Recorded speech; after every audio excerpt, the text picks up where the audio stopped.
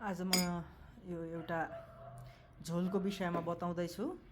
कतिजनाले खानुभएको छ। यो औषधीय गुणले युक्त झोल हो। यसमा चानाहरू पनि छन्। यो चाहिँ पेटको लागि, धेरैले ग्यास्ट्रिक भयो भन्नुहुन्छ हैन, पेटको लागि पनि यो असाध्यै राम्रो हो। यसको गुणहरू धेरै छ। कतिजनाले खानु भएको छ।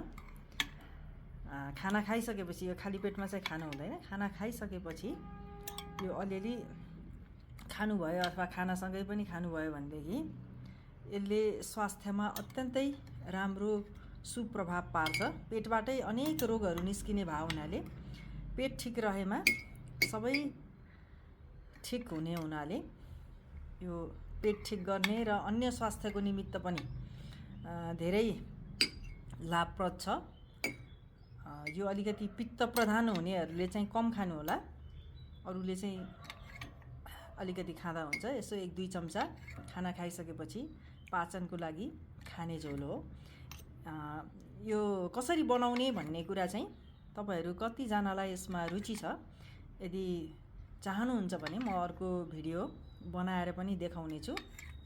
यसलाई कान्जी भनेर भनिन्छ। यो खास गरी जाडो महिनामा खाने हो।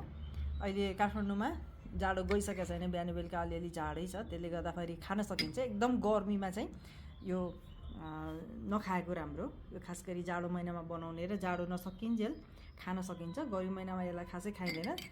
तैपनि यो शीतल पनि हुन्छ। यो झोल शीतल पनि हुन्छ। यसले राम्रै गर्छ। तर गर्मी महिनामा चाहिँ एकदम कम खानुपर्छ।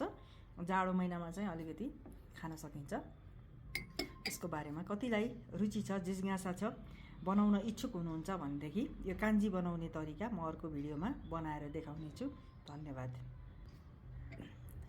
कमेन्ट गर्नुहोला कतिजनालाई यसमा बनाउने रुचि छ। यदि छ भनेदेखि म अर्को भिडियो बनाएर देखाउने छु। धन्यवाद।